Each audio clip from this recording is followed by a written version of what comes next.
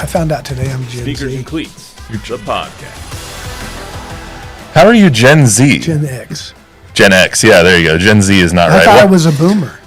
Welcome back to the Sneakers and Cleats podcast. This is Monday, July 21st, even though I put July 21st on there. Episode Start a new word. 213. You said you were Gen Z. You're not Gen Z. You're Gen X. I'm Gen X. Yeah, you're the same as I thought I was a boomer. I am Gen X by 27 days. You're both Gen X. No, you're technically a boomer because you're He's a older than he boomer. is, right? My mom is Gen X. She's just a little younger than both of you. I'm in the Pepsi generation. You're what? Pepsi generation. Well played, Bob. I will say I'm a boomer through and through. I'm a proud boomer, even though I'm Gen. I found out today. Well, this boomer is Don Harris. That boomer is Chuck Miketinac. This millennial is Matt Roy. Thanks to everyone for joining us. Subscribe to the YouTube channel, News 4 Fox SA. Download, rate, review the podcast version wherever you get your podcasts. I have one word that will actively excite everybody in this room, and that word is football. Yes. It is back. Yes. And Jerry Jones, Stephen Jones, and Brian Schottenheimer are having their opening press conference today as Cowboys Camp is officially underway in Oxnard. We'll get into all the interesting parts of the press conference, which is why we pushed our podcast back by about 2 hours today, because the presser was at 1 o'clock, and Jerry likes to stomp on my thunder and mess up my timing here. He gave you content. He did give me content, so I appreciate that. So we'll go through all the aspects of Cowboys presser, including the potential for this team. Tyler Smith calls it a Super Bowl team. What did Jerry have to say today? The latest on the Micah Parsons contract situation, which really took hold of the entire press conference today. The Cowboys brass choosing to give Trevon Diggs a leadership lesson. They talked a lot about that. Had some choice words for Trevon Diggs during the press conference today. And has Jerry thought about stepping down as GM? He was asked that. We will hear from him. Fleeting moments. I'll just say that. Fleeting moments. And all that, plus some interesting comments about Dak Prescott and his potential. So we'll get to all that. But like I said last time, I like the what zip code is this game? So 213, guys. 213 is the episode number. What zip code is what area? It's easy. Area code. Yeah. It's LA? an easy one. Yeah. Central LA. That is I think correct. we looked that up last time because we were close to it. 212. 212 was New York City, Manhattan. I want to know how that works. Like 212 is on a completely different coast than 213. Why does that?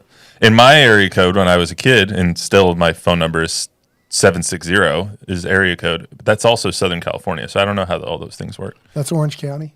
It's it's Riverside. It's Palm Desert, Palm Springs area. Yeah, at some point they had to start making more area codes. So 213 kind of splintered off. I didn't Just like 210 had to splinter off into 41, whatever it is. Was it? 5-1. It was 512, and then That's it was right. 210. This is really a digression. Wasn't it like so San that's- Antonio 814 when you were growing up? 512. Luis, are you saying you're watching me, and just in case I spill my coffee on the... a little nervous right over the switcher, All right, let's get to it. So the Cowboys opening training camp today in Oxnard. Opening thoughts of the hour-long press conference that we heard today from Jerry, Steven, and Brian. Chuck, I'll start with you. Oh, I heard 512. I immediately thought of the song by Lamb of God, 512. But I digress. Okay. Jerry on the offensive a little bit, digging in, for Pun lack intended. of a better term, playing the tough guy today with the contracts. We all know how this turns out. Player gets paid, player gets overpaid. So I'm curious as anybody to see when this all comes together. Last year, I think to everybody's surprise, Dak's deal got done on opening Sunday for the Cowboys. So God, I hope this doesn't go that long. it just seems like it's the same thing in a lot of ways in terms of the rhetoric, playing hardball. You know, there's a reason why Micah isn't signed. So I'm sure they'll get there at some point, but we're not there just yet. Isn't it easy now that TJ Watt has got his deal and that Myles Garrett's got their deal? Everybody's making 40, 41. Micah says he doesn't have to be the highest. Give him 41. Give him 41 and $1 more, whatever. 40.01. Well, I mean, whatever. But it's not. Doesn't seem to be that hard to do. I mean, they made we'll get to the Micah stuff here in a sec, but they made some interesting comments about that because Steven was my takeaway from this. He seemed on the defensive or a little bit irritated about a couple of these things, especially about Micah, where he said it takes two to come up with the contract. So basically putting the onus on David Mulugeta. And then even when they were asking Jerry about which agents he's talked to Todd Branch in the past or any of those other ones, Steven steps in. He's like, he didn't talk to him. Right. Yeah. He was talking about Todd France. Todd Dak's France. agent. Thank you. Sorry. Yes. So I found that interesting too, Like right? Steven kind of seemed defensive. Well, I mean, because I think the question was asked, it made it appear as though the Cowboys, for whatever reason, weren't talking to Micah's Austin-based agent, David Mulugeta, who's one of the best in the business. But that was, I thought, a learning experience for all of us today that Jerry didn't even talk to Todd France. I found that fascinating. Yeah, apparently Jerry just doesn't talk to agents. He just talks to players, which isn't normal for the way that some of these things go. But I thought that was kind of Steven also set the tone on the Diggs conversation. He was like, he didn't show up. He doesn't get the money. Like, that's just how this goes. It's in his contract. It wasn't a punishment. They were clear to say it wasn't a punishment. It was something they agreed upon. Part of the deal. It was a negotiation that they agreed upon on his contract. Yeah, if you agree to this, then you get paid this money.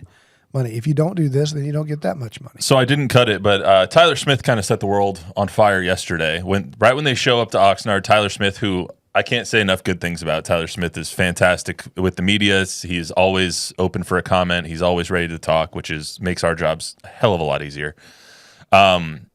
He opened up and he said that they have Super Bowl potential. Like, why wouldn't we aim to go to the Super Bowl? That's everyone's goal, which is clear. But then Jerry was asked about Tyler Smith's comments today. This is what Jerry had to say about it. Tyler's one of the most intelligent guys in the NFL. And if he's thinking that way, I'll go right along with him. But I think that we've addressed many areas that bit us as I look at what last year was about. Y'all are going to ask about some of those, I'm sure, here today. But I think we've addressed them in a good way that will make us better. Having Dak under center is a good place to start to begin with. Yeah, let's start right there, too. His biggest reason that he said today for why the Cowboys bottomed out last year and had the year that they had was because Dak was hurt. I don't know if you can just chalk it up to that. They were 3-5 with Dak. They weren't playing 3-6. I'm sorry? 3-5 or 3-6? They were 3-5. They were 3-6 after that game that he got hurt. Like, if you include the Falcon game in which he got hurt, then they were 3-6. Okay. They were 3-5 without Dak. Or with Dak. With Dak. I don't know if you can't chalk up all the issues that the team had last year to Dak being healthy. Everything's going to be fine. Hoorah. Like, that's just not – those two things don't add up together, Chuck. I'm with you. I mean, I think that's an easy way out, right? That's an easy way to make an excuse that we ended up with our record because our star quarterback was out. I think you're right. They weren't playing well when Dak went down. Nobody was playing well when Dak went down. So, I'm kind of with you on that one. I think it was nuanced, right? They couldn't run the ball. They couldn't block. They couldn't do a lot of things. They didn't have any way to draw attention away from 88. They couldn't stop anybody either. Had a hard time stopping people, right? We could go right down the list. But I think that's an easy excuse for what happened last year. But I think to Jerry's point, they did do a lot to address what they needed to do in order to get better in the off season. But is that Super Bowl worthy? That's a tall order right there as we sit here today. Yeah, I think they got better. I'm always I'm not drinking the Kool-Aid. I'm not drinking the Kool-Aid. I'm not. Except for like 2 Kool-Aid. years ago when you drank the Kool-Aid. What do you mean 2 years ago? I said they were going to win the Super Bowl. You were. I'm buying in on this team 2 years ago when we first started the pod. The first year we had the podcast, you were like, Okay. I'm buying in. Well, he wasn't that far away. I mean, they were That was 13 the and year they 10 or lost whatever to the Packers. So Yeah. 7-10. And where'd they go? I forget. 7-10. And so, no, what I'm saying is maybe when I drank the Kool-Aid, that taught me never to do it again, and I didn't last year. I'm tempted to this year because of the moves that they made in the offseason. And I think they've improved their football team. But after hearing Jerry and Tyler Smith and all these people today talking about Super Bowl, I think that's absolutely unrealistic. I think they're going to be an improved football team. I think they're going to be a little better than 500. They might make the playoffs, but they're nowhere near a Super Bowl contender. I don't think. And if Dak Prescott goes out and just is unbelievable, and these guys like Kenneth Murray, Solomon Thomas, and the defense, they're starting off with at least one of their star corners out. Trevon won't be healthy to start the year. And Overshown, who was so good last year when healthy, is going to be out. So I think they're a much improved football team, talent-wise. I think they have a huge question unanswered on whether or not Shoddy can call plays and handle that, and head coaching and time management and all that. That's going to be something to watch. But I think they'll be better. But I think Super Bowl is absolutely ridiculous. I think their win total right now is sitting at 8.5, and I think a lot of people are really down on the Cowboys for a good reason, because last year they didn't do anything to help their team, and it showed. They didn't have a lot of depth. Dak got hurt. They didn't have a lot of people behind him. Their offensive line, self-admittedly, did not have a good year. Terrence had a bad year. Tyler Guyton didn't show up the as fast as they wanted him to. He's got to improve. But coming into this season, I think the tempered expectations are going a little too far in the other direction now, whereas last year you're coming off this wildly successful 12-5 season, and you're coming in and you're like, we're just going to run it back with the same team that we had before, because that's the team that got us to 12-5, and we were trying to get back from this Packers debacle, them coming into AT&T and destroying us with a rookie quarterback, or a first-year starting quarterback. He wasn't a rookie at that point. But didn't everybody see that other than Jerry and Steven? But everybody saw the expectation was 12-5, and we're going to go further than we were last year with the same exact team. This year, it's, okay, you were 7-10 last year. Your expectation now is people are expecting you to go 8-9, 9-8. I think they surpassed that, but it's going to be there still is a lot of question marks, and especially on the roster, which we'll get into over the next month or so when it comes to how the cornerback room is going to play out. Is there enough depth there with Kyer Elam and with Kalen Carson and with all the guys that they've stepped up? Is Deron Bland going to not get played or beat like a freaking drum against guys like Jamar Chase again, like he did against the Bengals? Was he a one-hit wonder? That it's starting to look that way. Bland has a lot to prove in a contract year this year. I mean, he is, and like I said, we're gonna have a lot of time to talk about that. Is this a Super Bowl team? In the AFC, I would say absolutely not. In the NFC, you have a little bit more room. There's not a world-beating team in the West. I wouldn't want to be in the NFC North. That's a juggernaut of a division, especially now that the Bears are going to be looking to be better. The East, the jury's still out on the Commanders right now. The Giants are bad.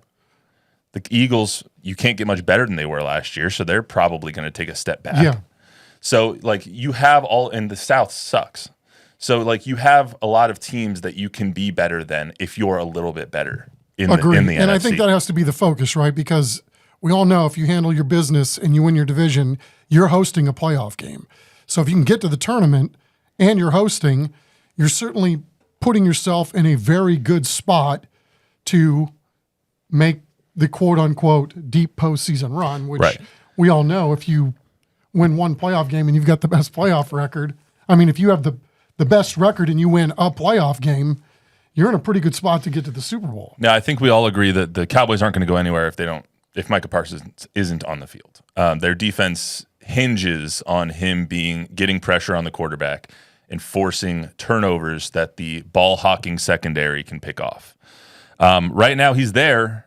They wouldn't say if he's going to practice or not. I would doubt that he's going to practice tomorrow. But when it comes to the contract, that held up probably 40% of the conversation in this hour-long press conference today. So let's hear from Jerry on the contract status of Micah Parsons.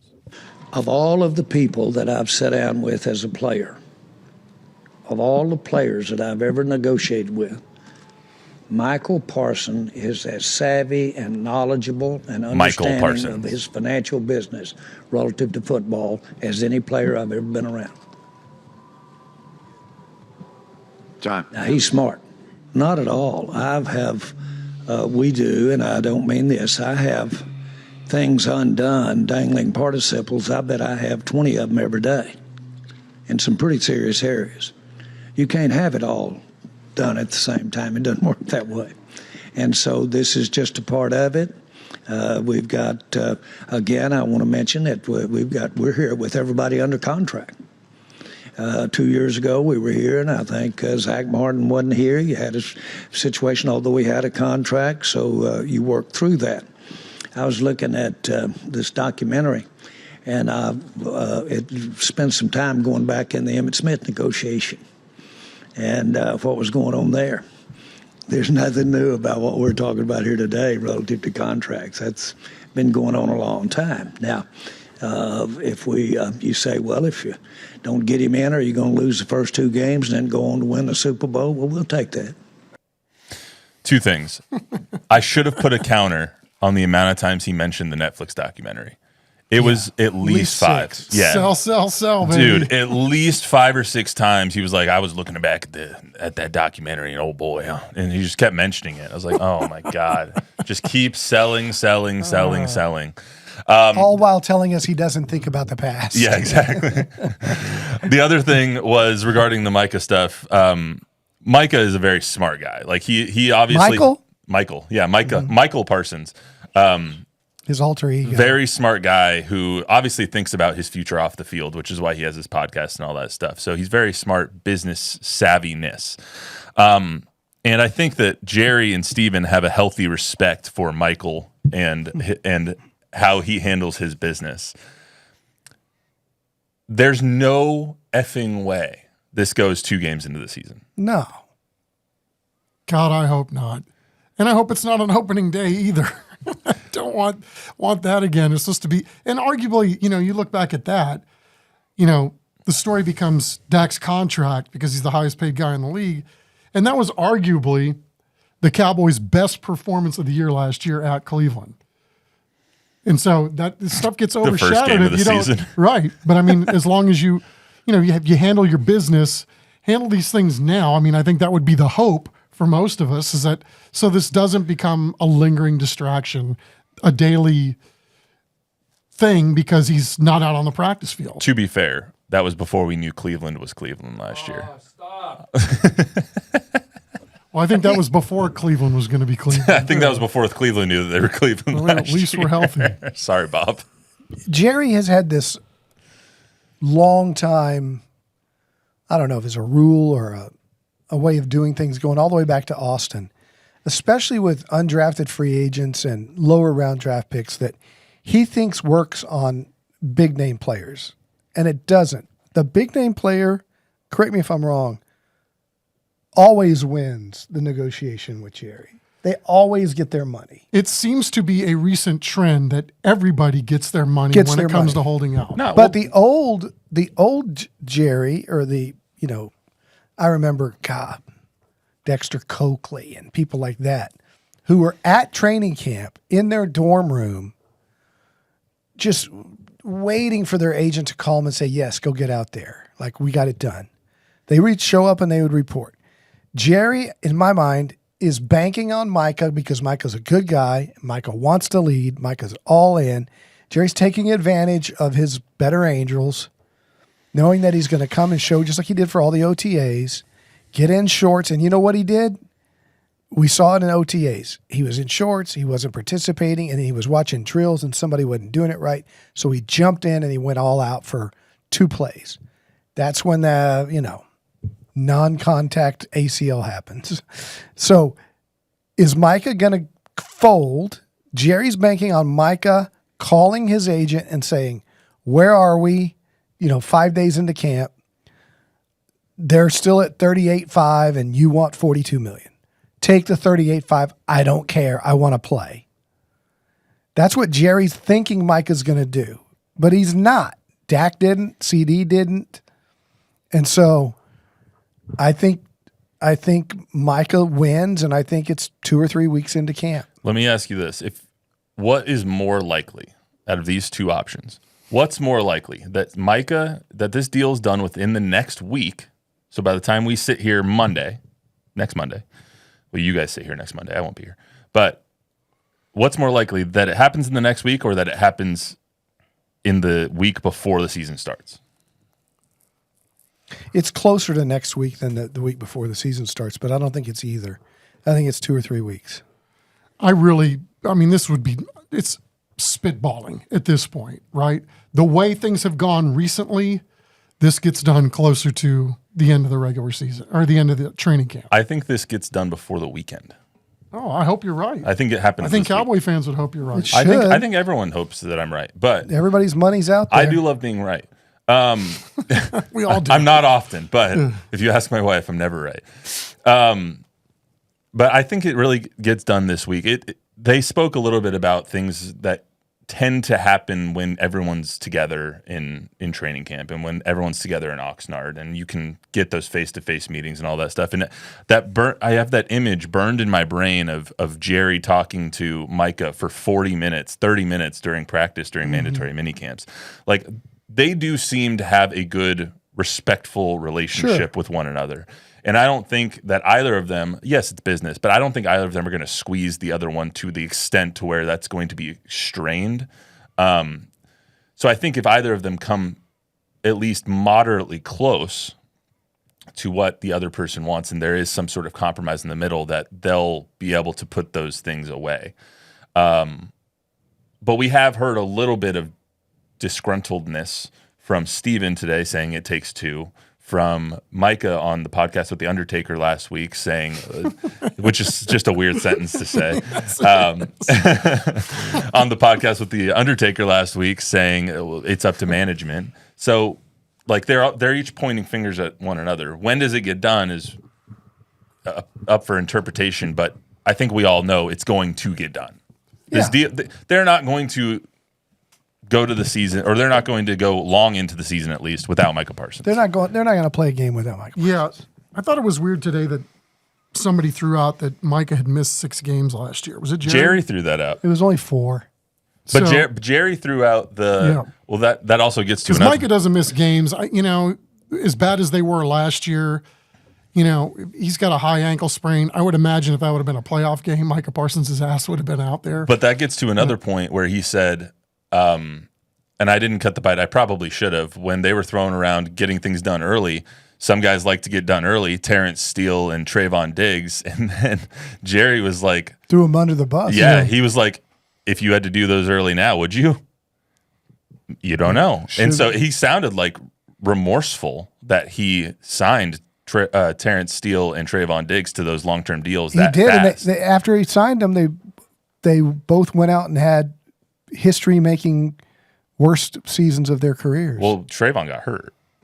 Trevon's been hurt. It seems like Trevon's been hurt ever since he signed that deal, yeah. which for the most part he has and been. Steele was coming off a huge injury too. So, But it gives you a little bit of insight. Yeah. It sounds like Jerry is very gun shy when it comes to pulling triggers on these huge deals. Look what he did with Dak. And he has to make sure that there is not 1 ounce of doubt in his mind that this player is going to live up to the expectation, be the leader that they want them to lead by, and how they want them to lead, and be worth the money that they're going to be paid. He was 100% assured of that with Dak, or he wouldn't have made him the highest NFL player ever.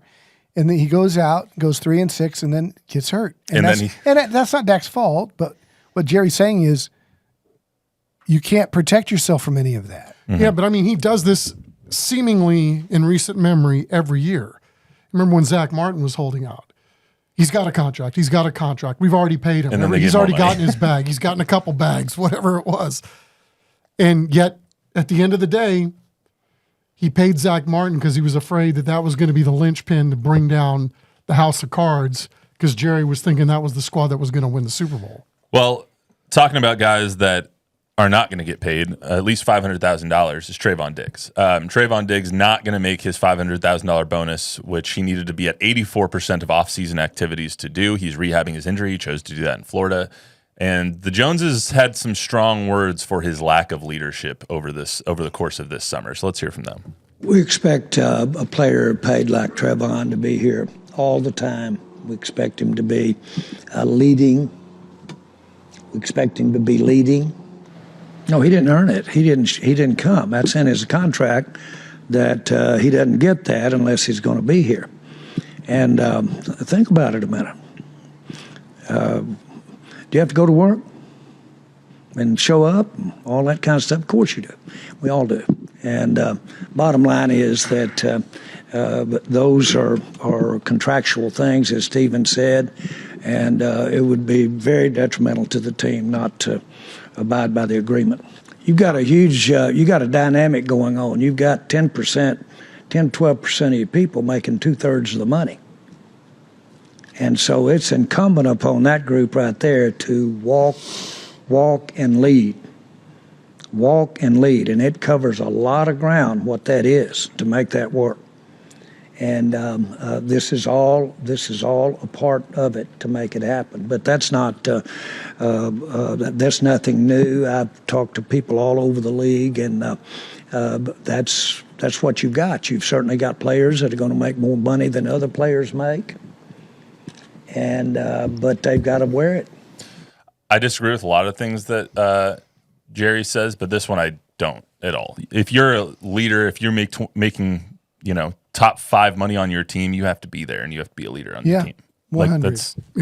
No brainer. Yeah, that's just them sending a message to Trevon to be like, step up or get out is pretty much how I took that. Is pretty apt for how they're handling that situation. One other thing I wanted to say about Micah, just because it just popped up.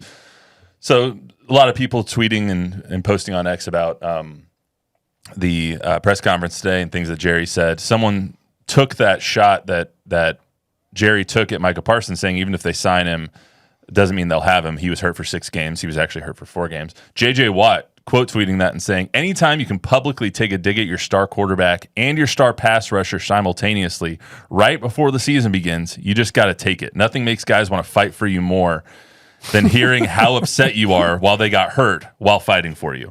And then Micah Parsons retweeting that. So that is a good little twist there, that Micah did not appreciate what Jerry, it seems like at least, that Jerry, he did not appreciate what Jerry said about all that stuff. So maybe Micah hears everything.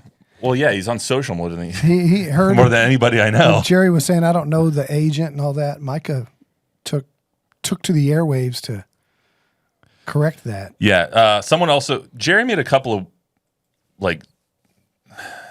brief comments about him thinking about stepping away from as a GM. So someone asked him about it. Ducey asked him about it at the end, and I cut this down to about 25 seconds. He went on for 4.5 minutes after someone asked, are you actually thinking about that? What have those thoughts looked like? Things like that. So this is what Jerry said when he was asked about potentially thinking about stepping down as GM. Why did you talk yourself off that ledge? Well, I didn't have any trouble talking it off because Restart that, Luis. those were obviously yes, There you go. momentary. How long a moment? Now we're getting down to it. Small fractions of seconds. I promise you that. Why did you talk yourself off that ledge? Well, I didn't have any trouble talking it off because those were obviously painful moments when I would be thinking like that. My favorite part of that is that you can see. So our photographer there, Jack Green, is on a platform, and he's very good with not moving while on the platform. But I know he was laughing at that because I can tell that the shot moves a little bit. So that's my favorite part of that. But anyway, he also added that the collaboration between his front office and between Steven and guys like Will McClay and everything makes his job as GM easier. But it's interesting to me that he's at least pondering it for fractions of seconds. I think Cowboys fans should take heed that Will McClay's the GM of this team. I mean, Jerry has the title. Jerry makes the final calls just like any owner would. But if you're going to kill yourself, then think that Jerry Jones is in the film room at 2:00 in the morning looking over the 4 different guys we might take in the 6th round. I think he's briefed on it, but I think Will McClay is the GM, and I think that's why they've drafted so well. And when it's bad, everybody wants to blame Jerry because he fired Tom Landry and all of that. And fired Jimmy, basically. He likes the title, but I don't for a second think that he's doing the really dirty work that it's required hundreds of hours. Yeah, I don't know. I mean, I talked to an agent within the last 5 years or so. And I brought up Steven and taking the mantle, and the agent put me right in my place, and he said, "You guys got it all wrong. Jerry still got the hammer. It's still Jerry. It's still Jerry. It's still Jerry." Yeah, I believe that. But here's the thing. Like, But yeah, he's not doing it all himself. Right. He's not the guy, but he's also, I shouldn't say this. He still goes to the Senior Bowl. He doesn't miss those. He can't do it all. Obviously, there's not enough hours in the day for as big of a corporation as he's running.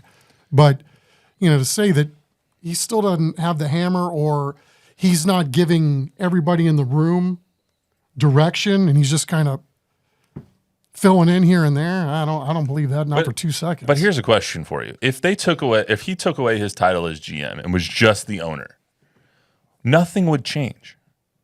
He would still sit in the draft room. He would still make the final decision. They would still have to run it by him about who they're going to draft in the first, second, and third round. Maybe he doesn't sign off on 4th, 5th, 6th, and 7th round picks at that point. Maybe he doesn't sign off on undrafted free agents at that point. But if you take away the GM title, he is still going to make all the final calls. But it would also shield him kind of from the criticism that he receives as being the GM of this team. But I think he likes it. He likes every part of it. He loves it. I think he likes the attention. I don't know that anybody likes that. I think he probably has learned to deal with a lot of this at this point. But, I think there's a collaborative effort going on at the Cowboys. It's not just right. Well, that's Jerry, saying this is what we're going to do.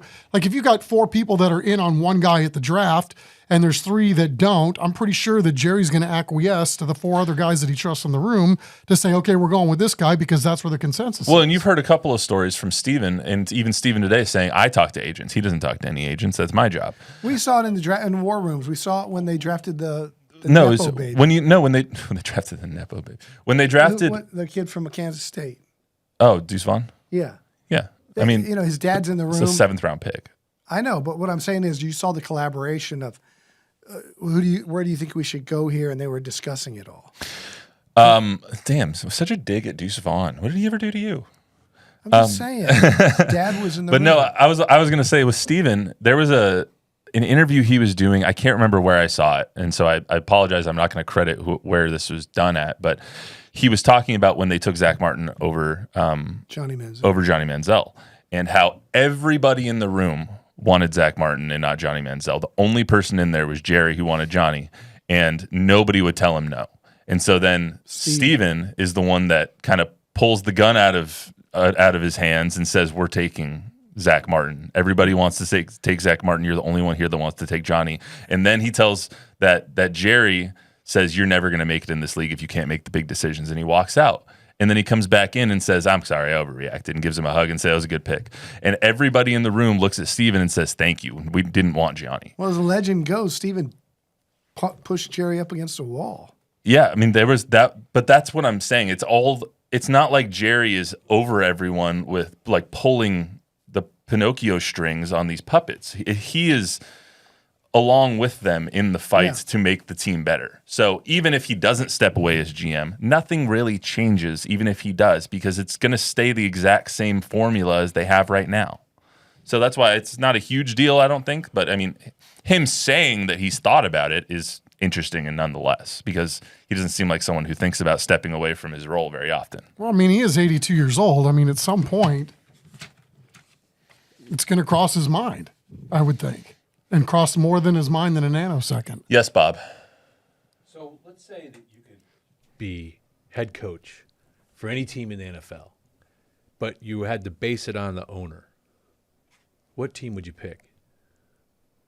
I'm going to take the Broncos out of this because they have $50 billion and they're actually really good owners.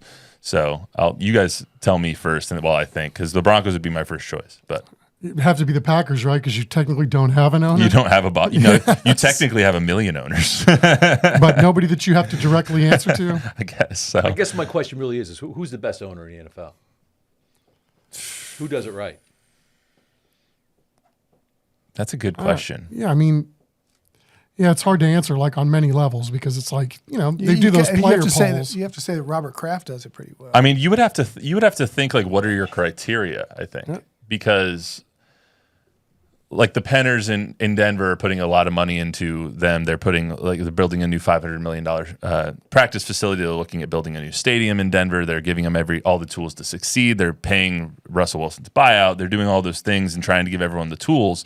But then you look at somebody like Jerry Jones, who has run and has turned his team into the biggest brand in all of football. Like, what's important to you? Are Super Bowls important? Okay, well then Robert Kraft is doing a great job. Are Super Bowls important to you? Then Stan Kroenke is doing a fantastic job. Right. Or if you look at those player portfolio things that they do where you rank all those. they have the players, that rank the training staffs and all that. Yeah, where the Cardinals Texans historically rank fail. right up there because they've got the most amount of trainers or whoever it may be.